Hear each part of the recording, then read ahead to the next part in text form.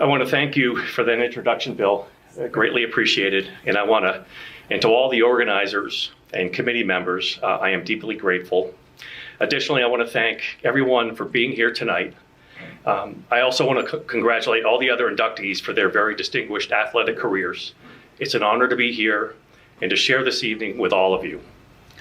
It is always very meaningful for me to be back in Brattleboro. It literally does feel just like yesterday when I grew up here. I vividly remember the tradition, the athletic excellence, and the role athletics played in creating community and fostering relationships.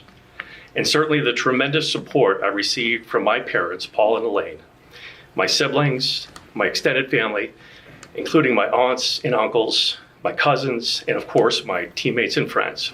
I love this town when I grew up here, and I love coming back to visit. And as a proud native of Southern Vermont and a graduate of BUHS, I feel fortunate to have been able to take the lessons learned here and apply them ongoing. And what was not so apparent at the time, which is obvious now, is how my overall experience here not only inspired me, but helped prepare me for life. As I reflect on my overall experiences, I will start with early childhood. Growing up on Laurel Street in a much younger formative years. Laurel Street, as you know, was in the shadow of the Harris Hill ski jump. And the people in that neighborhood, as Dave had mentioned earlier, immediate vicinity were some that I truly looked up to. Up the road a little further was Grady Venue. Around the corner on Cedar Street was Dave McGinn. Those two were a few years older, but they were larger than life, both literally and figuratively. And around the corner on the other side, on Spruce Street, was the tremendous Galanis family. Older brother Jim and his training partners were Winter Olympic endurance athletes. But in the summer, Southern Vermont was a training ground on our roads. You could witness firsthand the intensity of their training and preparation. And the impression all of this had on me within 2 blocks of the neighborhood as a young, impressionable kid. What I had exposure to and what I looked up to was very, very inspirational. Now, as the Shield family continued to grow, with the 5th and 6th child arriving, our home on Laurel Street was bursting at the seams. And we moved to a place with a little more room, to a home on Green Hill Parkway, up off Western Avenue. That neighborhood was where the classic sandlot leagues began to form, not only with my siblings, but with neighbors, friends and neighbors like Buddy Lolott, Jamie Gillespie, Brian and Brad Fenn, the Patnode family.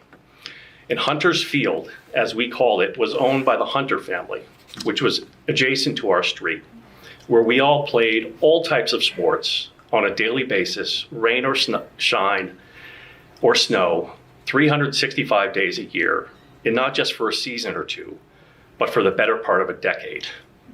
If you drive by there today, I think you still see the base paths and the trampled down bases, home plate, pitcher's mound, and the outline of the football field. We all certainly owe a debt of gratitude to the Hunter family for the use of their lawn for a decade. And in the winter, when we weren't playing football in the snow, we were skiing and ski racing at Hogback Mountain in Marlboro. What great memories. What formative years to experience when in your neighborhood you had the examples of Grady Venue, Dave McGinn, Galanis family. Then you move to a neighborhood where you develop wide-ranging athletic skills across all sports, every day, sandlot style, in your middle school years.